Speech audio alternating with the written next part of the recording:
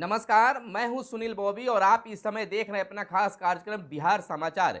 जहां बातें करते हैं बिहार की, खबरें होती है बिहार की।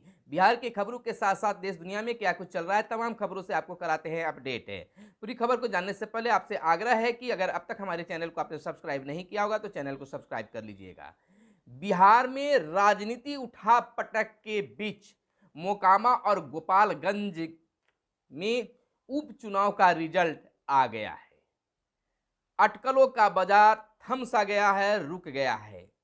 अपने अपने दावे कहीं सटीक बैठे तो कहीं फेल कर गया। जहां आरजेडी की ओर से, महागठबंधन की ओर से दोनों सीटों पर दावा किए जा रहे थे, वहीं भाजपा भी दोनों सीट पर जीत के दावा ठोक रहे थे। लेकिन ऐसा हुआ नहीं। लेकिन दोनों की आजमाइश बराबर रही। यानी मोकामा सीट से राजद की जीत हुई तो वहीं गोपालगंज से भाजपा ने बाजी मार ली। आपको बता दें कि उपचुनाव में महागठबंधन और बीजेपी की लड़ाई कहा जा सकता है कि बराबर पर रही। यानी कि बिहार में राजनीतिक फिलहाल 50-50 पर आकर अटक गई है। अगर दोनों सीट जिनके पाले में जाता तो वो भले ही कह सकते थे कि बिहार की जनता हम पर ज्यादा मेहरबान है, लेकिन एक एक सीट दोनों ने लाया है। तो इसमें दोनों टाल ठोक रहे हैं या फिर दोनों फिलहाल और मेहनत करने के मूड में हैं। मोकामा से बाहुबली अनंत सिंह की पत्नी नीलम देवी ने बीजेपी की सोनम देवी को 16,707 वोटों से हराया। यहां आरजेडी को 79,646 और भाजपा को 62,931 वोट मिले। वहीं गोपालगंज में बीजेपी की कुसुम देवी ने आरजेडी के मोहन गुप्ता को आखिरी राउंड में 2,183 वोट से हरा दिया। यानी कि मोकामा सीट आरजेडी के पाले में चला गया और गोपालगंज की सीट भाजपा के पाले में। इस तरह से बिहार की राजनीति बहुत कुछ फिलहाल बदलने वाली है।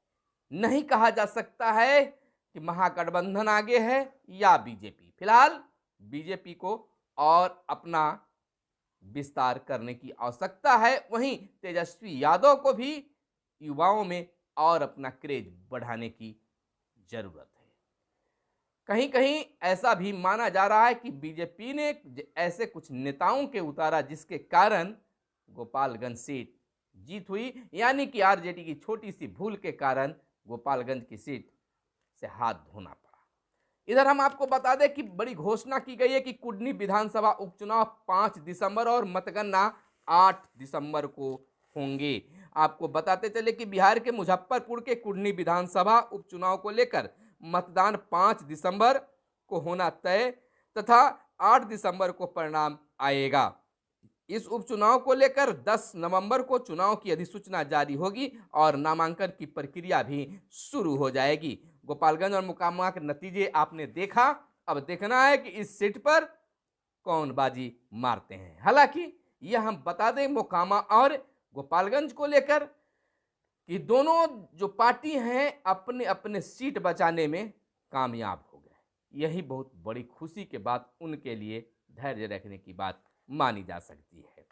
इधर बिहार के मुख्यमंत्री नीतीश कुमार ने कहा है कि केंद्र सरकार करती है कुछ नहीं, सिर्फ प्रचार कर रहा है।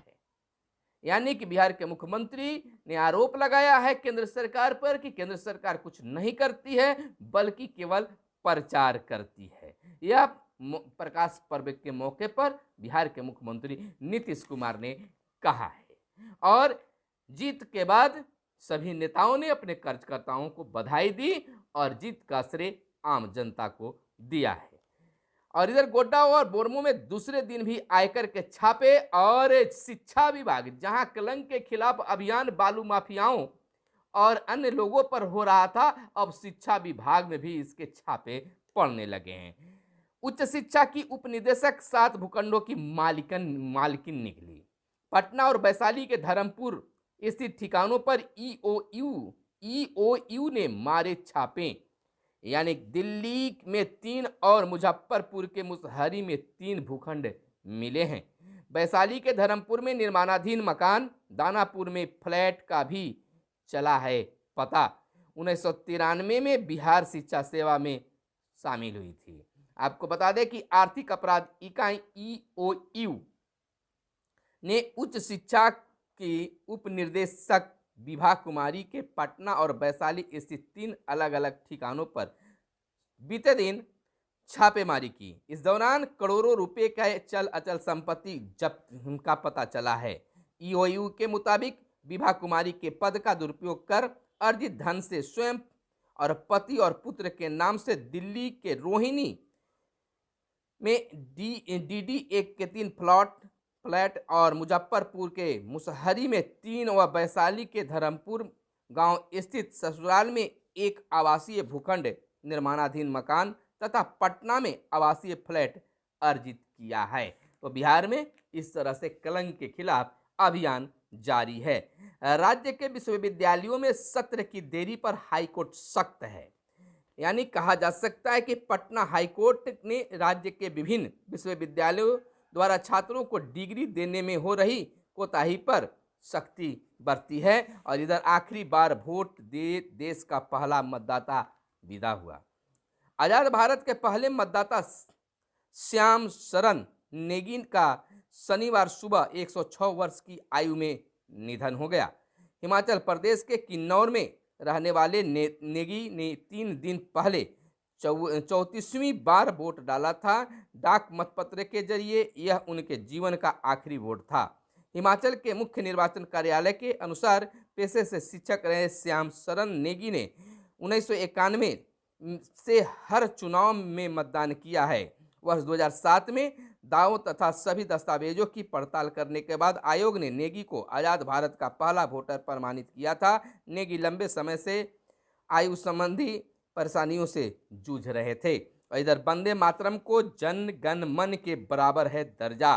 केंद्र ने याचिका पर दिल्ली हाईकोर्ट को दी जानकारी। कहा, दोनों के प्रति समान सम्मान दिखाना चाहिए। केंद्र सरकार ने बीते दिन दिल्ली हाईकोर्ट को जानकारी दी है कि वंदे मातरम को राष्ट्रगान जन गण मन दोनों का दर्जा बराबर है। देश के हर नागरिक को दोनों के प्रति समान सम्मान दिखाना चाहिए। केंद्र ने उस याचिका का जवाब दिया है जिसमें इस राष्ट्रगान और राष्ट्रीय गीत वंदे मातरम को सम्मान दर्जा देने के लिए दिशा निर्देश तैयार करने के लिए अपील की गई थी। और बिहार में राजनीतिक हलचलों के बीच भवन पुलों को बेहतर रखरखाव का सुझाव दे बिल्डर्स कांग्रेस। सीएम बोले हैं, यानी बिल्डर्स कांग्रेस के द्वारा जो यहाँ किया गया लगाया जा रहा है, यानी कि 3D भवन निर्माण भी होगा। बेडरूम कहीं तो रसोई घर कहीं और से खरीद ला सकते हैं।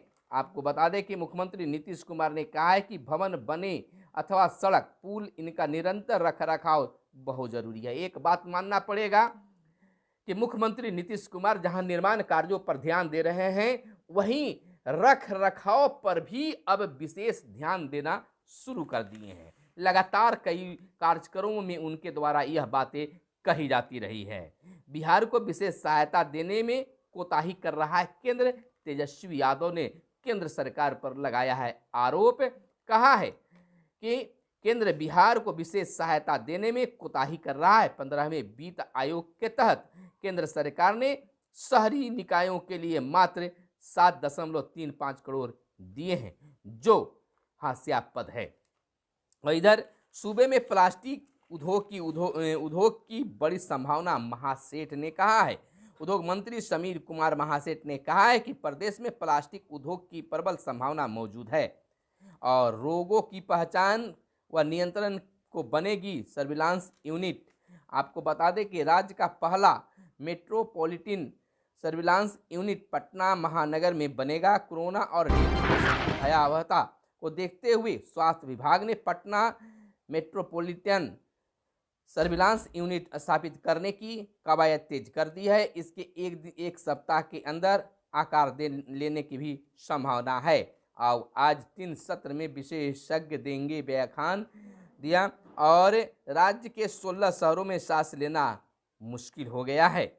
यह बिहार की बात बताया जा रहा है। और शक्ति नदियों में ही अब दबोचे जाएंगे बालू माफिया। लाख सरकार कोशिश कर रही है बालू माफियाओं पर, लेकिन बालू माफियाओं का हद कम नहीं हो रहा है, लेकिन लगातार सरकार की ओर से भी प्रयास किया जा रहा है। और अब प्रयास है कि बालू में ही, नदियों में ही दबोचे जाएंगे बालू माफिया। स्पीड बोर्ड से होगी नदियों की पहरेदारी निगरानी, अवैध खनन रोकने को ली जाएगी नदी थानों की मदद। आपको बता दें, पटना, सारण, गया, भोजपुर, रोहतास, बांका, जमुई, वैशाली, यहाँ अवैध खनन की शिकायत लगातार सरकार को मिली है। अवैध ढंग से चल रहे नावों पर भी रोक लगेगी और आधुनिक सुविधाओं से लैस होंगे नियोजनालय। और रेलवे के चेयरमैन पर लगा अर्थदंड। पुरानी पेंशन योजना यथाशीघ्र लागू करने की मांग की गई है। आयुष चिकित्सकों की नियुक्ति कब तक होगी, पूछा गया है। और नशा मुक्त बिहार के लिए आज पटना में दौड़। और छात्रवृत्ति योजना परीक्षा की अंतिम तिथि बढ़ा दी गई है। कांग्रेस एससी विभाग की बैठक कल होगी। तो यह थी आज की प्रमुख खबरें। कैमरे के पीछे मिस्टर साहिल। धन्यवाद। जय हिंद, जय भारत, वंदे मातरम।